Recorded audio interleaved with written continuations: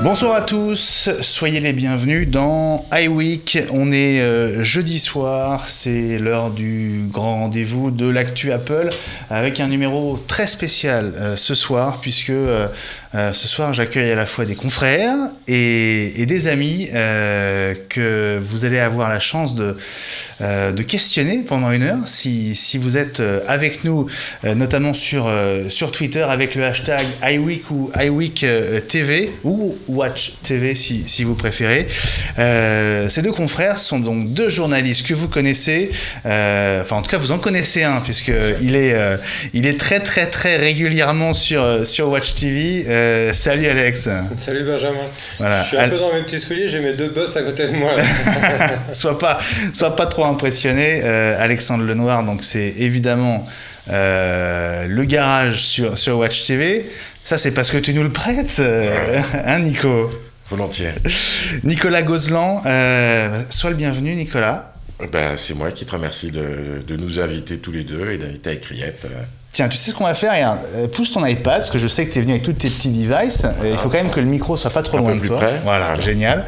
Alors, Nico, en un mot, est-ce que tu peux nous dire, voilà, je vais pas te demander ce que tu fais là parce que ceux qui connaissent Acriette le savent, mais... Voilà, non, ce qu'on fait là, voilà, il y a une dizaine d'années, un tout petit peu moins, on a lancé un magazine. Aujourd'hui, on est au numéro 100 et sur ton invitation, on est là pour... balayer ces 10 ans. Voilà, balayer ces 10 années, c'est 100 numéros qui sont passés durant... ces années, et effectivement pour parler aussi de comment on en est arrivé là. Voilà, avant, alors et après. Voilà, ce soir c'est la fête. C'est la fête d'Acriette, ce mensuel consacré à l'écosystème Apple, on va dire au sens large. Hein. Le magazine des utilisateurs Mac, iPhone, iPad. Et aussi encore un peu iPod, hein, il en reste. Le premier numéro est sorti à peu près, alors de mémoire... En décembre 2004. Voilà, et un mois après, on était à Macworld Expo à San Francisco avec notre bébé sous le bras. C'était vraiment sympa. Alors, on va raconter cette aventure hein, qui dure donc depuis 10 ans. Alors justement, ça a commencé comment? Avant peut-être de parler du premier numéro, Nicolas, alors on se connaît depuis avant le premier numéro. Voilà, hein. en fait, pour que les gens soient au courant, on a travaillé ensemble dans une ancienne société de presse qui s'appelait Pressimage à l'époque. Qui était... une pépinière de talent, puisque beaucoup de gens en sont sortis, ont fait beaucoup de choses. Des gens très bien aussi. Des gens très très bien. Des gens ont fait de la télé même. Hein. Des gens comme toi ont pu faire de la télé, d'autres sont restés dans la presse, ont fait des magazines. Nous, avec Acriette, Bernard Leduc, qui participe à cette émission de temps en temps avec votre Mac, et puis plein d'autres dans d'autres domaines, et ainsi de suite. Donc on s'est connus là-bas. À la limite, après, c'est Alex qui serait plus à même d'en parler, puisque toi-même, donc, tu travaillais sur Univers Macworld avec Bernard à l'époque. Univers Mac même avant que ça devienne Univers Macworld. Avant Univers Macworld. Et Alexandre, avec moi un tout petit peu, on s'occupait des hors-séries donc, de ce titre-là. Et c'est comme ça qu'on a mis une première main et un premier pied dans le monde Mac de la presse. Alors vous travailliez avec un IEZ déjà à l'époque. C'est sympa parce que vous nous avez apporté des magazines de l'époque. Hein, c'est des collectors maintenant. Alors moi, oui. Voilà, vous vous souvenez sans doute hein, de cette couverture. Allez, en cherchant bien, je suis sûr qu'il y a un papier que j'ai fait dans celui-là. Tiens. Alors, ça, celui-là, c'est pas certain. Ce que tu vois là, en fait, c'est pas le tout premier hors-série qu'il y a eu en France de Macworld, c'est le deuxième. Le premier série avait été publié chez Pressimage, mais au moment du rachat de la licence Macworld par Pressimage, le hors-série faisait un peu partie on va dire du trousseau, hein, de la mariée, de la dot. Il fallait le publier. Ouais. Les éditeurs de Presse Images n'y croyaient pas trop à l'époque au Mac, mais bon, Macworld était une belle marque. Et puis, attends, quand tu dis qu'il fallait le publier, ça veut dire qu'il y avait une obligation contractuelle? Il y avait une obligation contractuelle de publier ce hors-série qui était prêt, hein, chez Macworld au moment de la reprise du titre chez Presse Images, et qui est devenu donc Univers Macworld. Et puis le premier numéro du hors-série de Macworld s'étant plutôt bien vendu, on a continué l'aventure, et donc ça, c'est ce que vous avez là sous les yeux, c'est le hors-série numéro 2 qui est le premier. Je peux regarder? Bien sûr que Nicolas et moi avons commis. Alors à l'époque, on faisait, voilà, ça, Internet était beaucoup moins développé, donc qu'est-ce que c'était? C'était un spécial shareware, un CD-ROM gavé de logiciels, et une centaine de pages pour les décrire et dire aux gens ce qui était bien, ce qui était pas. Le CD-ROM, il a disparu. Il a disparu pour l'éternité. Je suis sûr que je pourrais le retrouver chez moi. Bon, il y a un troisième invité à qui on n'a pas encore dit bonjour. Il est derrière nous et on va le retrouver tout de suite. C'est Gilles Dounès. Salut Gilles. Salut Benjamin. Gilles, donc le rédacteur en chef de MacPlus.net. Salut, et c'est un plaisir à nouveau d'être avec toi. Est-ce que toi tu as un lecteur, est-ce que tu as été un lecteur de la presse Mac? Parce que la presse Mac, elle se limite maintenant à quoi? 2 titres et demi, hein? Ça dépend. Ouais, Gilles, ça dépend comment on compte, hein. Il y en a un peu plus encore. Gilles, parle-nous un peu de la presse papier, toi qui es sur le web. J'ai lu Golden, j'ai lu Univers Mac, avec justement ces DVD, enfin c'est des ROM au départ qui étaient très très utiles avec toutes ces pépites. C'était le nom pour Golden, les pépites. Et c'est quelque chose qui manque, même si tous ces shareware et ces freeware sont en libre accès là maintenant sur Internet. Il manque le travail éditorial qui était fait par toutes ces équipes avec beaucoup de talent et qui était au moins la moitié du plaisir et de l'intérêt de ces mensuels qu'on attendait avec impatience. Alors, je veux pas non plus prendre les choses dans le désordre, mais puisqu'on parle du CD-ROM, il y en avait un dans iCreate. Il y en avait un jusqu'au numéro 90 à peu près. Alors il est virtuellement toujours là puisque le contenu est accessible sur le site internet maintenant. Mais à la limite, on a suivi la politique d'Apple qui, les machines depuis quelque temps, les unes après les autres dans la gamme Mac, retirant le lecteur pour justement lire ces fameux CD-ROM. On a cédé à la pression et on l'a retiré. Pour un éditeur de presse, un support physique, c'est un coût important, non? Le support CD-ROM? Le support CD-ROM. Oui, bien sûr. Enfin, le support, le fait de mettre un objet dans un magazine. Oui, ça a un coût. Ça fait partie du coût de fabrication. C'est sûr qu'en le retirant, on enlève une partie de ce coût et qu'on essaye donc de remettre ailleurs, hein, de toute façon. Et prochainement, d'ailleurs, on fera une émission sur les 10 ans pour vous le dire, mais prochainement, entre autres, par exemple, dans un nouveau plus produit qui arrivera très vite. Ah, un plus produit régulier? Si ça plaît, oui. Ah. Mais voilà. On en saura plus ce soir? Non, on n'en saura pas plus ce soir. Mais c'est pour quand? C'est... On en reparlera un peu plus tard dans la soirée parce que c'est dommage d'aller déjà sur ce qu'on va faire. D'accord. Alors que on va commencer. Alors, ok. On va revenir sur ce qu'on a fait avant. Alors, tu sais quoi, je vais garder 30 secondes à la fin de l'émission pour te cuisiner sur le sujet. Pas de problème, Jean-Marc Morandini. Ça marche.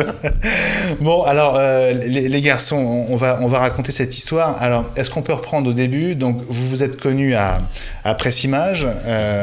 Visiblement, ça a collé entre vous. Et puis alors, la boîte, la structure d'iCreate, c'est toi, Nico? Alors en fait, donc on a eu pendant quelques années cette aventure au sein de Presse Image, et puis cette société, comme d'autres, s'est arrêtée, et on n'avait pas envie de nous arrêter en si bon chemin. Donc personnellement, effectivement, j'ai monté une première société qui était avec d'autres gens, d'autres anciens qu'on connaît tous ici. Une autre société dans laquelle on a fait plusieurs titres et dont personnellement je me suis occupé du lancement d'Acrète avec Alexandre, qui était à la fois un binôme avec lequel on travaillait depuis déjà quelques années. Je pense que Nicolas est une des premières personnes, que je suis une des premières personnes qui l'a vu en arrivant à Presse Image, parce que je suis arrivé dans un service, j'étais arrivé début 95, et puis j'ai très vite changé de service. Je suis arrivé un matin dans un bureau, et quelques minutes derrière moi a suivi Nicolas, qui lui est arrivé ce jour-là. Voilà. Donc c'était l'époque où les sociétés de presse embauchaient énormément, tous les jours. C'est moins le cas. Donc on est en quelle année au moment où vous on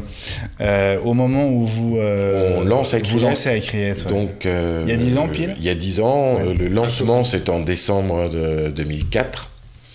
Donc on commence à travailler dessus quelques mois au préalable.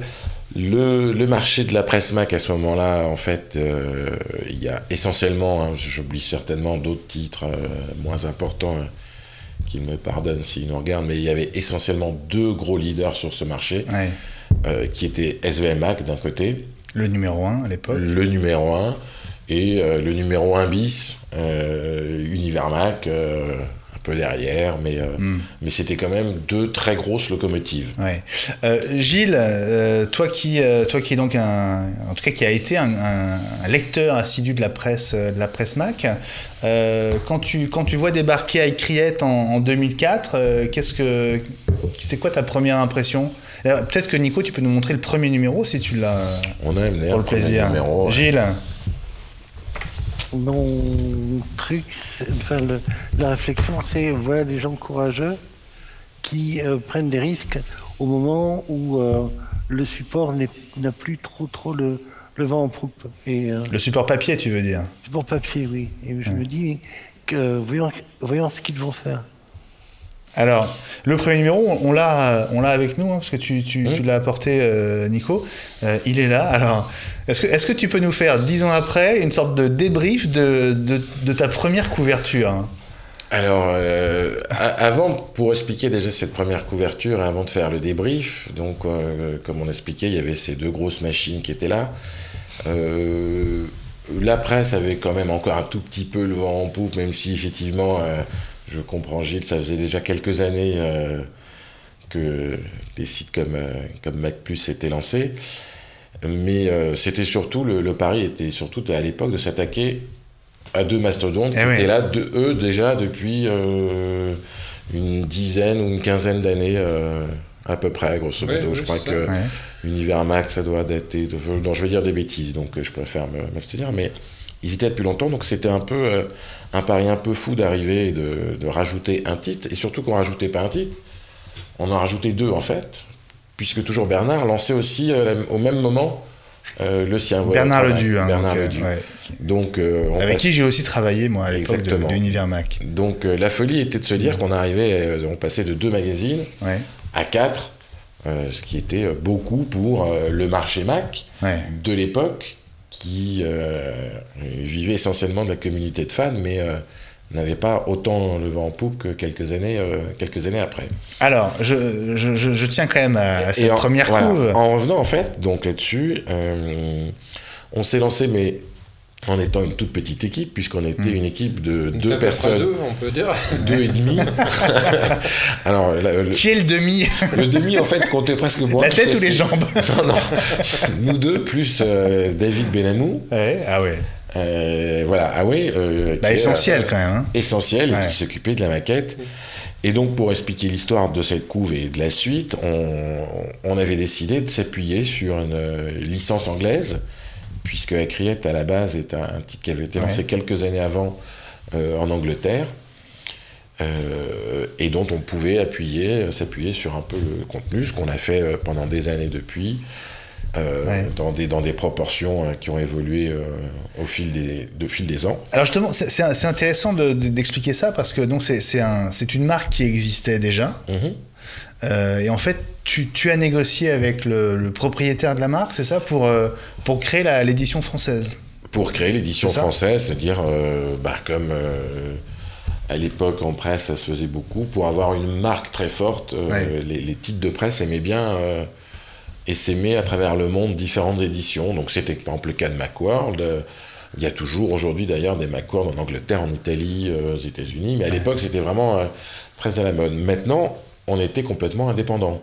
C'est-à-dire, eux, ce qui leur plaisait, ce qui leur plaise toujours, c'est de savoir qu'il y avait un petit drapeau avec leur marque. Je te cours après avec le micro, mais alors plus les minutes passent, plus tu te décales vers la gauche. Plus je me décale, j'ai plus matière. Tiens, rapproche-toi un peu d'Alex, comme ça j'arrêterai de te faire la course au micro.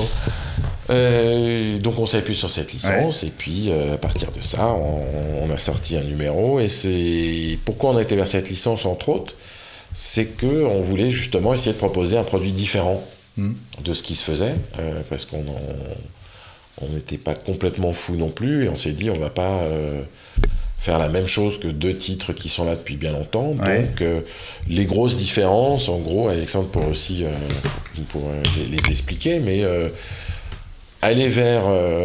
on avait en fait 3 concurrents, on avait ces 2 concurrents papier et tous les sites internet déjà à l'époque qui étaient très présents et contre lesquels on ne voulait pas lutter puisqu'on n'avait pas la même réactivité. De fait, on est parti sur autre chose.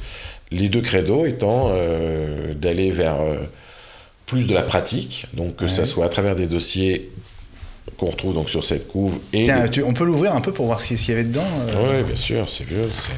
Je ne l'ai pas ouvert depuis longtemps. Tiens, regarde, on voit Voilà, bienvenue. Il fallait bien commencer par quelque chose. Tiens, regarde, décale-le un peu vers la droite, comme ça on aura à peu près les doubles pages.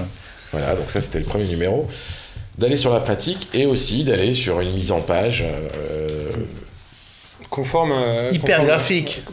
Conforme un peu on va dire à l'image que donne Apple, que renvoie Apple avec ses produits qui ont toujours été orientés design, même s'il y a eu des périodes moins bien que d'autres. Mais là, au début des années 2000, on est à nouveau dans une belle période pour le design d'Apple, avec des beaux produits, on va pas refaire l'histoire, mais les iMac tournesols, sur les choses, des choses vraiment innovantes. Et voilà, c'est ça qu'on a voulu retranscrire dans la maquette. Et puis évidemment, dans le contenu, comme le dit Nicolas, il fallait qu'on se distingue. Donc chacun, on est arrivé en fait sans s'accorder, mais à chacun avoir un petit peu sa spécificité. Il y a Univers Mac, SVM Mac, où est votre Mac. Voilà, nous on a fait quelque chose qui était, donc on va dire au départ plus pratique, tourné vers l'utilisateur, plutôt orienté débutant même, on peut le dire, il n'y a pas de... Il y a pas à avoir honte de ça. Et donc à reprendre les choses à la base, sans jargonner, en tout cas en essayant d'employer le moins possible de mots compliqués, de choses comme ça.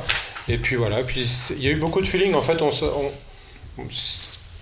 ça fait peut-être un peu tarte à la crème de dire ça, mais on s'est dit, bon, à la limite, on est utilisateur aussi, et si on était débutant, qu'est-ce qu'on aimerait avoir, ou si on découvrait le Mac, on peut ne pas être débutant en informatique, mais découvrir le Mac, c'était beaucoup le cas à l'époque, parce qu'Apple recrutait énormément de clients grâce à l'iMac quelques années avant, et puis à l'iPod, au succès, etc., ce qu'on appelait l'effet halo. Et donc voilà, on a aussi voulu en profiter de cet effet halo pour faire venir les lecteurs à nous. Alors, vous avez un lecteur au bout du fil, là, comme on dit, en duplex. Gilles, donc tu disais que c'était courageux de lancer un titre de presse. Là, je suis d'accord avec toi, parce que j'ai tenté, moi aussi. J'ai aussi contribué. En quoi est-ce que iCreate, pour toi, se démarque peut-être dès le départ ? La maquette, vous l'avez souligné, elle était vraiment très particulière. Elle secoue un peu les deux précédents, les deux anciens.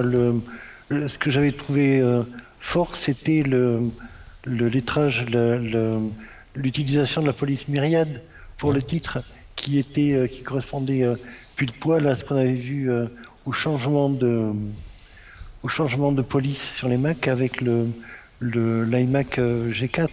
Ouais, c'est la police qui à l'époque servait à écrire iMac en bas de l'écran. Hein. Exactement, donc c'était le switch entre les deux polices de l'époque, c'est-à-dire la Myriad en effet et l'Apple Garamond. Et l'Apple Garamond. Qu'on utilise encore un petit peu, mais effectivement... de moins en moins. De façon très discrète, mais en même temps c'est une police qui est magnifique et qui mérite toujours sa place à mon avis dans l'univers du Mac. Alors iCreate, moi j'ai aussi été lecteur, peut-être un peu particulier parce que je vous connaissais, donc je le lisais peut-être un peu différemment, mais c'est vrai qu'il y avait effectivement l'approche hyper graphique et on était au début de macOS 10 à l'époque, hein, donc on était en plein dans l'interface Aqua. Tout à fait. Hein, et le mag, c'était le premier magazine Aqua en fait, à peu de choses près. Oui, alors avec le recul, j'ai envie de dire que c'est pas forcément les plus jolies interfaces qu'ait fait Apple, hein, le Aqua, mais c'est vrai que dans l'époque, c'était finalement pas si mal. Voilà. Et alors, tu trouves que ça a un peu vieilli là aujourd'hui ? Oui. Les gros bandeaux Alex, bleus, Nico, les gros bandeaux bleus, les effets de texture. Il n'y a pas que le magazine qui vieillit. Les gros bandeaux bleus et les effets de texture, oui, on vieillit, mais parce qu'aujourd'hui, à l'époque, il y avait une espèce de performance graphique à faire ce genre de choses. Aujourd'hui, c'est devenu facile, n'importe quel logiciel est capable de faire ce genre de choses. Et l'idée, c'est quand même d'essayer de revenir un peu au basique. Et en cela, je pense que Apple ne se trompe pas en simplifiant son design, mais pour en revenir à l'interface Aqua et à son évolution, oui, voilà, c'était pas ce qu'il y avait de mieux, mais donc ce que je disais à l'époque, c'était pas si mal parce que il y avait quand même une cohérence, même si elle s'est cherchée à un moment, il y a quand même on va dire une cohérence d'ensemble qui n'était pas forcément le cas dans d'autres OS, et donc nous on a essayé de retranscrire aussi. Alors dès le premier numéro, en quoi est-ce que l'édition française d'iCreate se distingue des autres ? Est-ce que vous ressemblez de très près aux autres éditions, ou est-ce que vous avez choisi un parti pris différent ? On a forcément choisi un parti pris parce qu'à la base on avait envie de faire notre métier de journaliste. Donc, on avait cette béquille pour s'appuyer, dont avec plaisir, on s'appuie toujours de temps en temps dessus. Par exemple, c'est-à-dire, mais finalement, il y a assez peu de contenu il y a un texte, contenu anglais qui nous est accessible. On regarde, on a cette chance de se dire, je prends le meilleur. Ce qui est bien pour un anglais, à partir du moment où on estime qu'il va être bien pour un français, on le reprend. Alexandre, Olivier, Frigara, qui est arrivé un peu après. On salue, hein. Voilà, qu'on salue. Notre copain dont on refait le Mac. Dont on refait le Mac, et donc d'iCreate, adapte ce contenu-là quand c'est nécessaire. Et puis, par contre, tu connais bien les journalistes, ils ont aussi envie de faire leur propre contenu, et donc, ça dépend des numéros, mais il y a une production, tout ce qui est à localiser en France, donc tous les tests produits, toute l'actualité, tous les dossiers, toutes les envies d'utilisateurs de faire ses propres choses. Localiser, ça veut dire à la fois traduire et adapter, en fait. Alors c'est ce que il y a deux façons de faire un magazine sous licence. Alors très rapidement, pour faire la petite histoire, c'est avec Nicolas. On s'est un petit peu fait une spécialité par défaut dans ce genre de pratique, parce que quelques années auparavant, on a lancé un autre magazine qui existe toujours, mais pas chez nous, qui s'appelle Stuff. Et puis Watifi également. On s'est occupé de ça à différents titres. Et donc voilà, il y a deux façons de faire un magazine sous licence. Il y a une façon bête et méchante qui consiste à dire j'ai une base étrangère. Et puis je prends mon Araps Shorter et je traduis mot à mot. Certains le font et s'en mordent les doigts, parce que ça ne marche pas. Pourquoi ? Parce que les lecteurs le sentent que c'est. Alors c'est pas forcément. C'est presque du Google Translate. Ça peut être traduit de façon fantastiquement littéraire, c'est pas le problème. Le problème, c'est d'adapter le contenu également aux gens à qui on s'adresse, dans leur contexte géographique. Et puis à la limite de prendre du plaisir à faire ce qu'on fait et faire uniquement de la traduction, donc, ça ne durera pas. Et de toute façon, nos amis anglais testent par exemple des produits qui ne sont pas disponibles chez nous, donc qu'il est inutile de traduire. Il y a des dossiers qui ne correspondent pas aux mêmes problématiques non plus. Si par exemple les Anglais faisaient un dossier, je sais pas, sur le match des box ADSL en Angleterre, on serait bien embêté avec. Oui, donc il y a un vrai travail de choix, de filtre. On est obligé de filtrer, et donc on traduit, on adapte et on crée. On travaille un petit peu sur ces 3 pieds à la rédaction. On traduit ce qui est bien, ce qui est traductible directement et qui nous intéresse. On adapte ce qui est bien mais qui mérite d'être localisé au sens géographique du terme, et puis on crée ce qu'on a envie de faire, ce qu'on a envie de créer. Gilles, alors toi qui es lecteur et qui est passionné par le sujet évidemment, quand on lit un magazine comme iCreate au fil des mois et des années, est-ce qu'on se fait sa propre idée de la manière dont il fonctionne, des gens qui sont dans l'équipe, même si on les a jamais rencontrés, comment est-ce que tu imagines le fonctionnement d'un magazine comme celui-là? Il y a j'ai pas d'expérience de journaliste de la façon dont fonctionne une rédaction en papier. Je sais qu'il y a un hiatus entre le contenu très léché, très formel, très professionnel que le lecteur final a entre les mains, mais la façon dont l'équipe peut fonctionner, ça reste quelque chose qui reste à imaginer, à la limite du fantasme originaire, et dans lequel le lecteur n'a pas à rentrer, quoi. Non, mais je te pose la question parce que dans le cas d'iCreate, quand même, effectivement, il y a cette approche graphique qui clairement le différencie des autres, mais il y a aussi un esprit. Je veux dire, c'est un canard qu'on peut lire, on peut le relire 10 fois. Et puis jusqu'à tomber sur la petite légende, le petit clin d'œil dans un coin d'une page qu'on n'avait pas vu. Alors le petit clin d'œil, en fait, pour l'anecdote, il est arrivé pour beaucoup au numéro 2. On s'est senti obligé d'étoffer l'équipe, parce que le premier numéro 1, on l'a fait pas sur une coin de table quand même. On restait assez sérieux, mais en bricolant... Il y avait un manque de relecture, donc il a fallu qu'on le fasse relire. Et pour ça, il n'y a pas de secret. Dans la presse, il faut ce qu'on appelle un secrétaire de rédaction. C'est pas le seul métier de la presse qui est chargé de ce genre de choses, de la correction, de la révision, etc. Mais voilà, le secrétaire de rédaction, qui est un membre important et indispensable à l'équipe. Et alors, dans votre cas, vous en avez fait un personnage énigmatique. Puisqu'il c'est quelqu'un qui est de très timide, on va dire, et qui souhaitait garder son anonymat, qui n'aime pas... Donc il a un surnom? Il a un pseudo, ce qu'on appelle un pseudo, qui s'appelle Ignatius. Alors, ce soir, puisqu'on est là pour se dire les choses et la vérité, d'abord, il existe. Il existe. Oui, il existe. Ah, mais je vous pose la question, les questions que plein de gens se posent, à mon avis. Non, à la limite, si on peut dévoiler l'origine. L'origine de son pseudo, c'est lui qui l'a donc choisi. Et certains l'auront trouvé tout seul, d'autres non. Ça vient d'un personnage qui est le héros de son livre de chevet, qui s'appelle La Conjuration des imbéciles.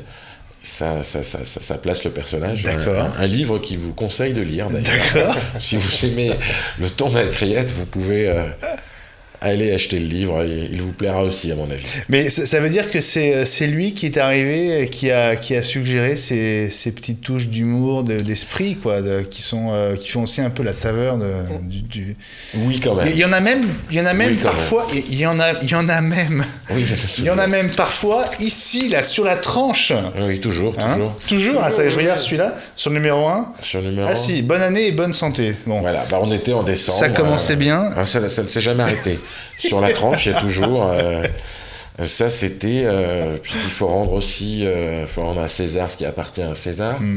En presse, on repique des choses à droite, à gauche. Bien sûr. Toujours, on regarde, on observe. C'est de bonne guerre. Et c'était un magazine qui s'appelait Joystick. Ouais. Qui faisait ça sur la tranche de tous ses numéros. J'adorais ça, moi, à l'époque, parce que je lisais beaucoup de presse et j'adorais ce petit gimmick. Sauf que dans Écriette, il y en a plus que sur la tranche. Après, on a mis dedans aussi. C'est un peu Obélix. Ça vient aussi d'autres titres qui ont disparu, qui n'ont rien à voir avec l'informatique. Je pense par exemple à un hebdo que je lisais quand j'étais étudiant qui s'appelait 7 à Paris, qui était gavé de petites choses comme ça. Dans les colonnes, on trouvait des petites blagues, des astuces, des jeux de mots, des trucs comme ça. Et voilà, tout ça mis bout à bout avec l'idée de se dire qu'on n'est pas là pour faire un magazine, vous me pardonnerez l'expression, un magazine chiant. C'est pas parce qu'on parle d'informatique qu'il faut être rébarbatif. Et ben voilà, c'est venu. Alors effectivement, Ignatius y a beaucoup contribué, mais assez naturellement, finalement, on s'y est tous un petit peu mis. Ouais. En fait, une des recettes toutes simples pour nous et pour d'autres titres qui sont là depuis des années, c'est qu'il faut se faire plaisir. Donc le plaisir peut passer dans ces petites blagues. Il passe dans des jolies maquettes, il passe dans des belles photos, il passe dans des choix de sujets. Voilà, il y a des choses qui nous ont souvent été reprochées d'ailleurs. À quoi ? C'est la même chose. Quoi ? On a, tu veux dire que c'était... Par exemple, si on prend la maquette, de trop utiliser les blancs. C'est-à-dire, à l'époque, il faut aussi se remettre, et encore de temps aujourd'hui, les gens avaient tendance à vouloir des maquettes remplies de texte. Et, il me faut du texte. Il fallait en avoir pour son argent. Il fallait en avoir pour son argent. Et nous, tout d'un coup, on faisait des doubles pages avec une belle photo. Une seule photo et un tout petit peu de texte. Mais parce que c'était l'esprit Apple, l'esprit de ce qu'on aimait. Il y avait une page Candy là, avec l'EyeSight. Bon, typiquement, c'est ça, quoi. Exactement. Ce genre de choses. Voilà, c'est ça. Bon, et ça, c'est... Alors, au prix du papier. Au prix du papier, on mettait peu de texte, peu de signes. Voilà, le texte, il est là. Voilà. Oui, c'est ça. C'est limite presse féminine. Ouais, Gilles. Je dis, c'est limite presse féminine, les gars. Ah, c'était... oui, aussi. Oui, c'est vrai. Mais non, c'était beaucoup plus... c'était aussi... encore une fois, on n'a rien inventé. C'était aussi l'esprit Apple... de l'époque où je vois derrière Gilles, on en parlait juste avant la prise d'antenne, donc une fameuse publicité qui est dans son dos. The Think Different. Voilà. Nous, on est arrivé un peu après ça, mais si on prend par exemple les anciennes publicités d'Apple, les toutes premières, il y avait des tartines de texte.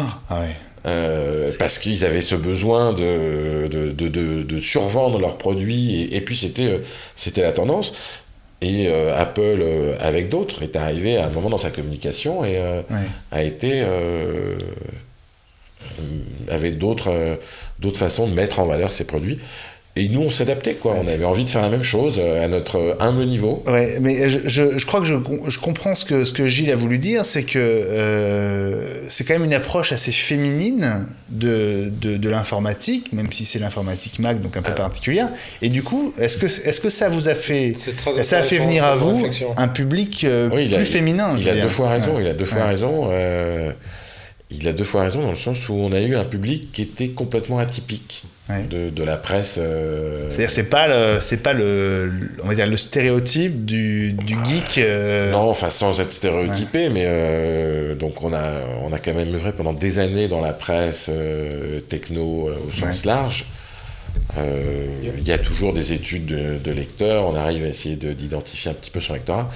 Et la presse, qu'elle parle de jeux, de PC, de Mac ou autre chose, avait des taux de 97% de lecteurs masculins, C'est un fait, c'était avéré. Sur iCreate, au début, effectivement, on n'a pas tout de suite forcément tilté, mais on avait un rapport de 1/3, 2/3, ce qui était énorme. 1/3 de femmes. Il y a une chose qui ne trompe pas, en fait, quand on fait de la presse, c'est le courrier des lecteurs. Alors, il n'est jamais vraiment représentatif de son lectorat, mais quand on est habitué, en venant de Presse Image où on recevait du courrier, alors à l'époque, il était surtout papier, hein, parce qu'il n'y avait pas énormément, l'email n'était pas si répandu, et d'ailleurs, le courrier était bien mieux écrit. Mais, je referme la parenthèse, mais quand on recevait des courriers Presse Image SMS, pour différents titres, c'était essentiellement, et même, je dirais même, je pourrais dire sans me tromper, uniquement des courriers écrits par des hommes. Et puis, à iCreate, miracle, on s'est mis à recevoir des courriers de femmes. Mais pas de façon anecdotique, effectivement, dans des proportions, comme le dit Nicolas, autour d'un tiers.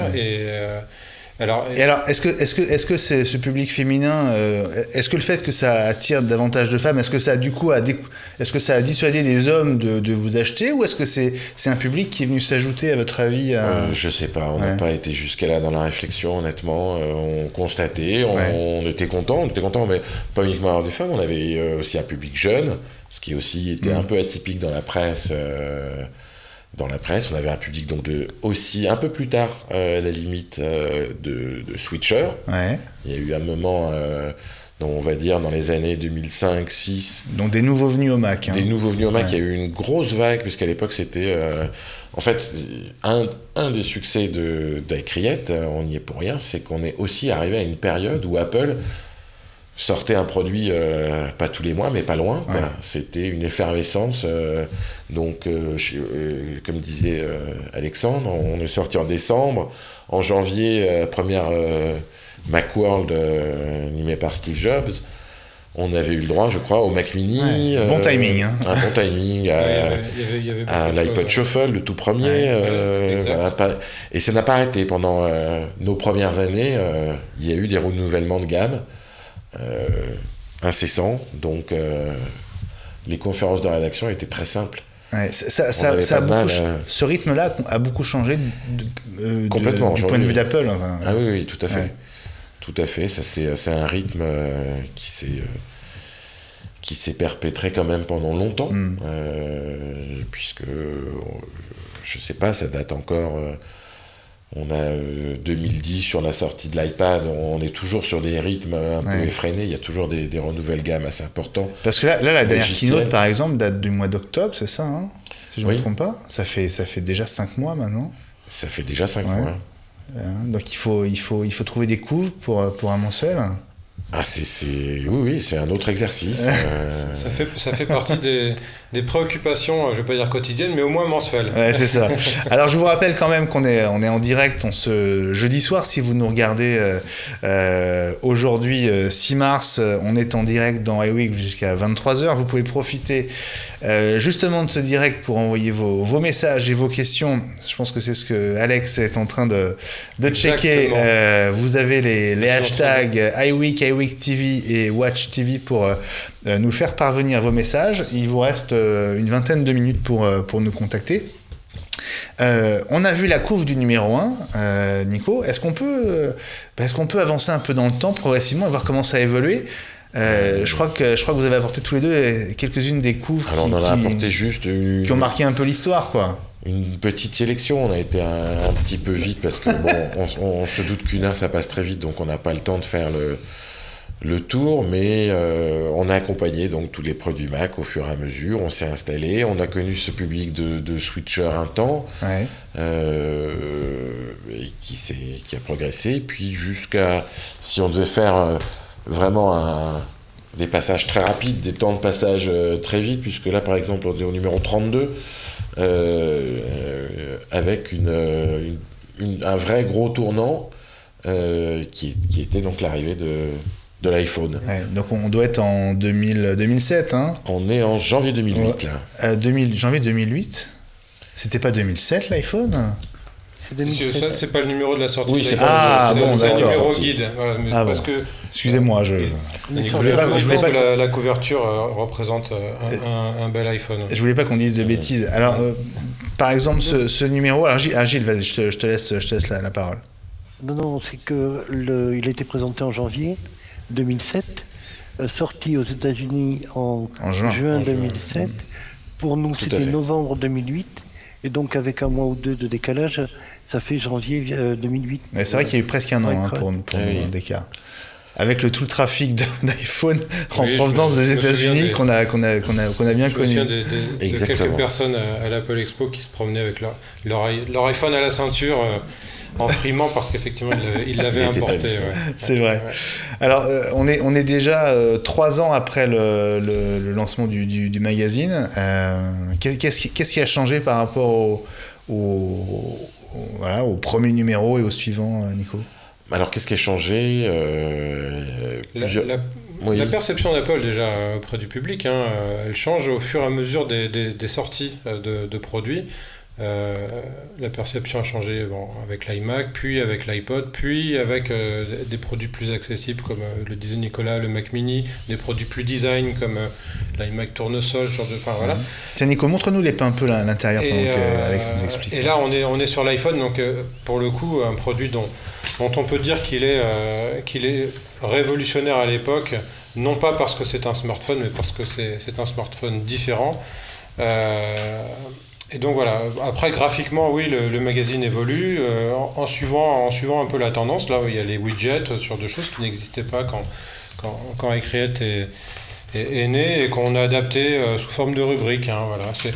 C'était un petit peu l'idée de faire évoluer les rubriques au fur et à mesure on va dire presque du rubricage naturel que nous propose Apple. Alors, on a parlé tout à l'heure d'Ignatius. On a aussi évoqué David Benamou. J'imagine que le look, le design d'iCreate lui doit beaucoup. David est une personne assez extraordinaire que j'ai la chance, moi, de connaître depuis mes années de fac. Je l'ai rencontré, ça doit remonter à 1992. On faisait un magazine étudiant sur la communication. On était en fac de communication.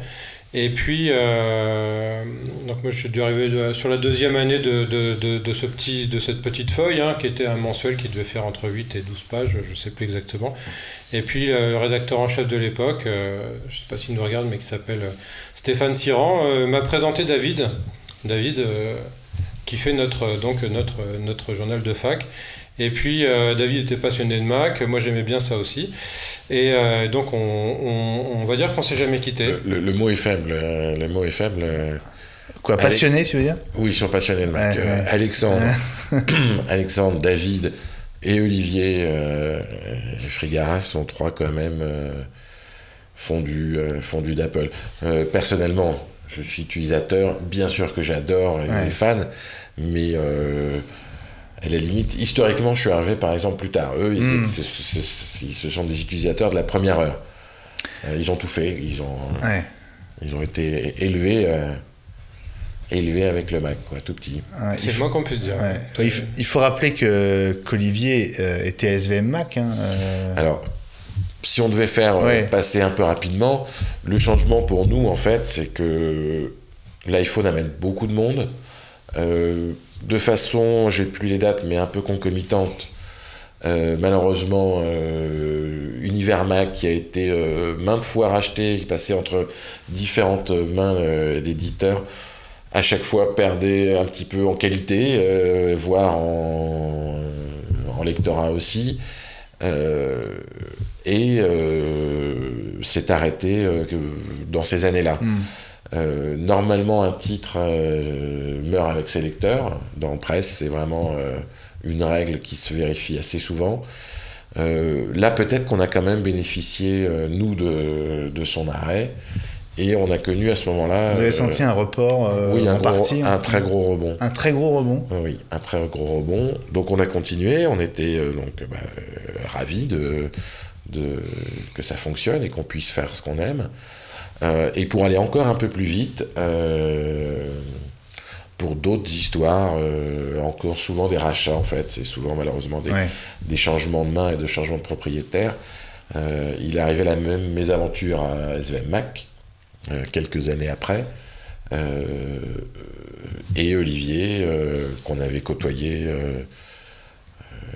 dans des conférences de presse et des expositions, nous a rejoints et a étoffé l'équipe, plus de nombreux pigistes qui sont passés, Jean-Christophe Vigne qui participe, qui était à San Francisco avec notre numéro 1, et j'ai même une photo de Jean-Christophe devant le One Infinite Loop avec un iCreate à la main. C'est la première binette qui n'a jamais été publiée. Elle n'a jamais été publiée. C'est vrai, la binette, vous pouvez nous en montrer des binettes pour ceux qui ne savent pas ce que c'est? Est-ce qu'il y en a dans ceux-là? Oui, il y en a. La binette, en fait, c'est iCreate, on a toujours été là en fait pour respecter un petit peu ce qu'on aimait bien chez Apple, c'est-à-dire les produits, mais aussi l'esprit. Et dans l'esprit Apple, il y a cet esprit communautaire à travers le contact qu'on peut avoir des lecteurs, à travers le courrier, à travers plein de choses, et ces fameuses binettes.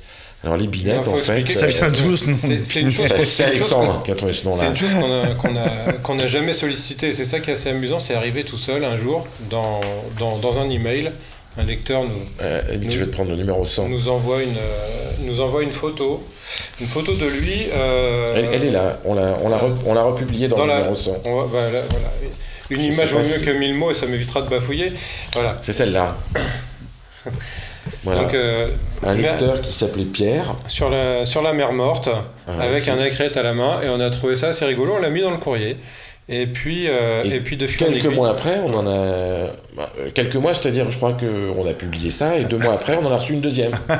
Donc quelqu'un qui s'est dit, certainement, ah bah tiens, il y a ça a marché pour lui. Ça a marché pour lui, moi je vais avoir ma photo dans le journal. Et évidemment, on l'a publié tout de suite, on s'est dit, tiens, c'est drôle. C'est excellent. Et je sais pas pourquoi, comment, il faut demander à Alexandre, il a pensé à... Je ne m'en souviens même plus. Il a légendé, puisqu'on parlait de ces légendes un peu plus légères, a légendé ma binette dans iCreate, pour la rime. Pourquoi j'ai mis binette? Oui, voilà, c'est peut-être pour la rime, simplement.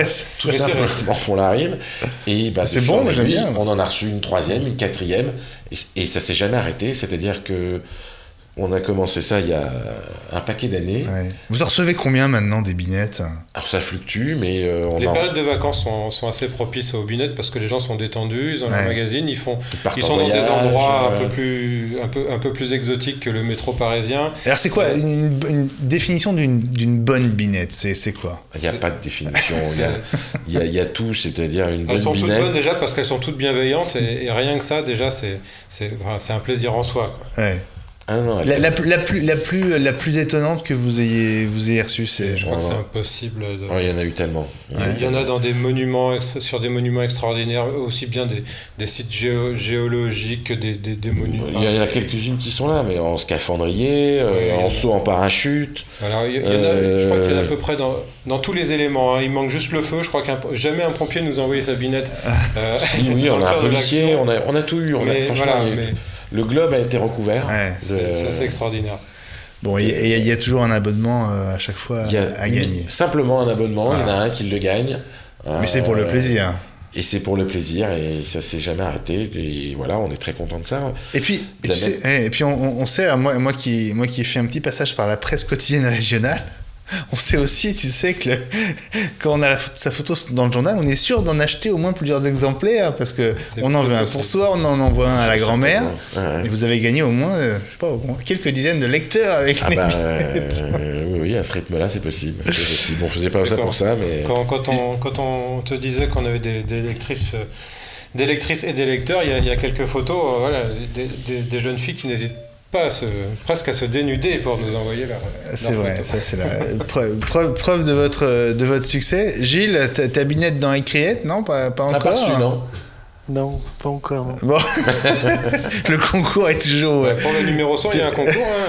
Il suffit de se prendre en photo avec le numéro 100. On n'est même pas obligé de l'acheter, on peut le faire en kiosque. C'est vous dire si on est sympa. Ah ouais. Et il y a une centaine de lots à gagner, donc c'est pas rien. On attend vos photos. Alors il nous reste une dizaine de minutes pour continuer à raconter cette chouette histoire d'Icriette qui fête donc son numéro 100 et donc ses 10 ans. L'occasion aussi de saluer votre boulot parce que 10 ans de constance quand même et de qualité, vraiment. Et c'est pas fini comme dit la pub. Ouais, alors j'espère qu'on en parlera avant de se quitter de la suite et de l'avenir. On continue à brosser un peu l'histoire. Quel est le suivant dans votre chronologie? Si on devait être rapide... S'il faut retenir un ou deux, voilà, ce serait peut-être un de ces deux-là. Il y avait l'iPad après, et puis, par exemple, voilà, dans les tournants... C'est pas le plus agréable, mais bon, ça fait partie des choses. Ouais. Ah, il n'a pas été facile à faire, forcément, comme beaucoup de gens. Alors, il me semble que vous avez fait deux couves coup sur coup avec Job, puisque le mois d'avant, il avait démissionné. Ouais. Hein. Oui, le mois d'avant, il était parti, ça, donc on essayait de réfléchir à ce qu'elle allait être l'après Steve Jobs, en espérant qu'il reste pas loin, et ça a été vite, en effet.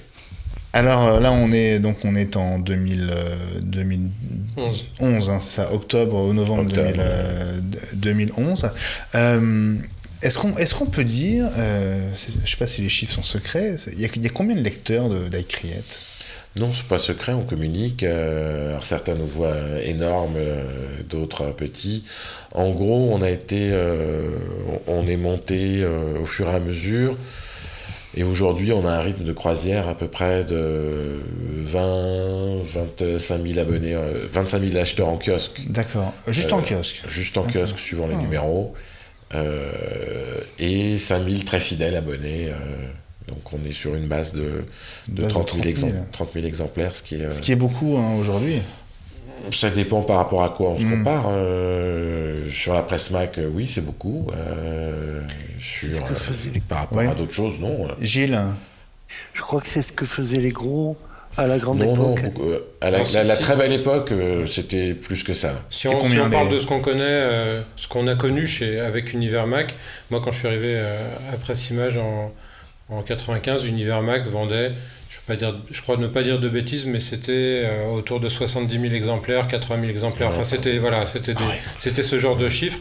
Mais la presse PC... Je n'avais jamais eu cela. La presse PC de l'époque faisait 2, 3, 4 fois plus en fonction des titres, et c'était pas extraordinaire. Hein, voilà, donc, voilà, aujourd'hui, effectivement, ce sera inespéré d'arriver à ces chiffres-là, et même pour la plupart des titres PC. Donc, voilà.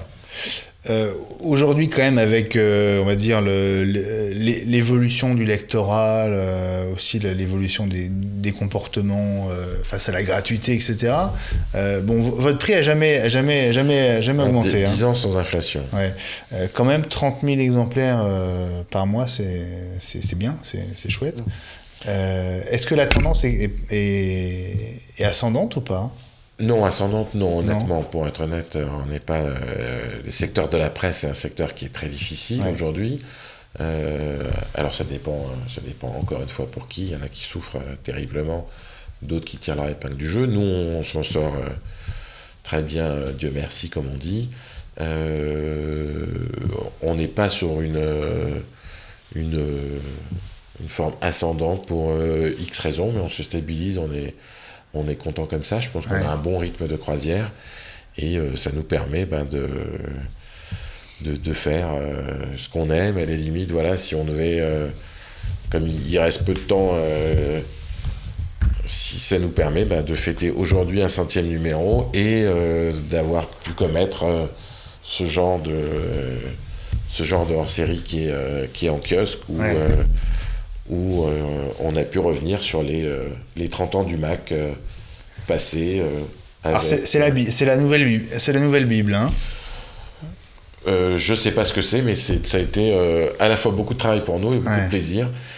Et typiquement, à la limite, ce genre de produit-là, c'est l'illustration même de notre différenciation papier et magazine. de prendre le temps, d'avoir le temps de faire de gros dossiers, de gros pavés. Aucun site web remplace le plaisir de feuilleter ce... Non, ça c'est... ce numéro. Mais justement, parce que nous, on a plaisir à aller sur le web pour d'autres raisons. Et il faut qu'on propose un autre plaisir aux gens comme nous à travers de la presse magazine. Ouais, alors, par exemple, ce numéro collector, attends, je te passe la main tout de suite. Par rapport à une vente normale, ça donne quoi? Alors, il est toujours en kiosque, encore une petite semaine. Ah, donc il n'y a pas encore de chiffres. On n'a pas les chiffres, mais on a des sondages. Et c'est, oui, il est collector. Ouais. Il a excessivement bien fonctionné, ce qui montre bien que... Les gens ont eu du mal à le trouver par endroits parce que je crois que ça a été... On n'en a pas tiré non plus dans des proportions dingues, puisque c'est quand même une... Mais c'est un tirage supérieur à un numéro normal, par exemple? Non, c'est à peu près la même chose. À peu près la même chose, mais avec une fabrication qui est beaucoup plus qualitative, donc coûteuse. Et puis après ça reste au moment où on le décide et on le fait, ça reste aussi des paris, quoi. On ne sait pas du tout si ce genre de produit trouvera son public. Donc il l'a trouvé, et du coup effectivement il a été un peu dur à trouver pour certains. Mais il en reste. Allez si vous le cherchez encore, allez dans les supermarchés, les hypermarchés qui ont des rayons presse, on le trouve encore. Alors on parle un peu d'avenir parce que le papier, c'est votre quotidien, même si c'est un mensuel. Mais je sais que ça fait longtemps que vous réfléchissez au numérique. Alors, et les choses viennent d'évoluer le paysage vient d'évoluer parce que la TVA a évolué. Voilà, Qu'est-ce que ça change pour vous? Ça commence à changer les choses, c'est-à-dire que on reste une structure totalement indépendante, petite, humble, et donc on a une obligation de résultat, forcément. Dans l'esprit des gens, effectivement, quelque chose qui est sur tablette coûte forcément moins cher, parce qu'il n'y a pas de distribution, il n'y a pas de... c'est pas vrai, il y a toujours une distribution. Alors, il y a une distribution assurée par Apple, en effet. Il n'y a pas de coût de papier, mais il y a d'autres coûts. Et il y avait un des freins, effectivement, qui était un taux de TVA beaucoup plus important. Un taux de TVA normal. 19, donc aujourd'hui 20, 19,6 hier. Et là, qui a été ramené au même taux de TVA que la presse. Donc 2,1%. 2,1 en presse. Ça permet effectivement de se dire que il y a cet intérêt-là. Après, il existe d'autres freins qui sont multiples. Le premier, le tout premier frein, il reste une minute. Hein. Ouais, si on devait... Dans 30 secondes pour le plus produit. Non, on n'aura pas le temps, 2 fois. Non, c'est trop court. Mais en gros, si on n'a toujours pas été, c'est qu'on voulait faire un produit aussi qualitatif que la version papier, avec beaucoup de riches médias, et que ça aurait demandé beaucoup de temps et beaucoup de moyens qu'on n'avait pas jusqu'alors. Donc en plus de la contrainte économique, il y avait une volonté de faire quelque chose de très bien, qui n'était pas dans nos cordes à ce moment-là. Et pour conclure, en revanche, on y réfléchit et on arrivera le plus vite possible. Le plus vite possible, aussi sur tablette, parce que ça reste quand même aussi un passage à terme incontournable, même si on est des amoureux du papier. C'est quoi votre objectif? C'est dans l'année ou c'est plus long que ça? Alors, dans notre petite structure, on travaille dessus. David travaille dessus en ce moment. On ne se fixe pas d'objectif parce qu'on n'a pas ces contraintes-là. Ça arrivera quand ça arrivera, dans pas forcément longtemps. Et pour info, par contre, ça arrivera parce qu'on a des demandes quotidiennes. Mais la seule réponse c'est qu'on n'arrivera pas dans des formules d'abonnement 10 €, 15 magazines, parce que c'est pour une structure comme un autre, ce n'est pas viable. Donc on arrivera dans une application indépendante. Bon, ce sera peut-être l'occasion pour nous de nous revoir et de découvrir ensemble ce nouvel iCreate digital, numérique, le jour où il arrivera. Merci. Ouais. Rendez-vous dans 10 ans, disait le chanteur, et nous, rendez-vous pour nos 10 ans à la fin de l'année. D'accord. Merci beaucoup. Gilles, merci beaucoup. Alors, tu as été un peu plus spectateur que d'habitude aujourd'hui, mais on a appris plein de choses sur ce magazine. Donc, merci beaucoup. Salut à l'équipe de Mac+, et à très bientôt dans iWeek, Gilles. Les garçons, merci de votre visite. Merci Nico. Merci à toi. Très vite. Merci Alex, qu'on retrouve, puisque tu nous l'as prêté. Alex, qu'on retrouve dans un numéro exceptionnel du Garage en ce moment sur Watch TV, numéro enregistré au Salon de l'Auto de Genève. Voilà, merci. Et absolument. Merci à tous pour votre fidélité. Et nous, on se retrouve la semaine prochaine à 22h sur Watch TV. Salut. Au revoir.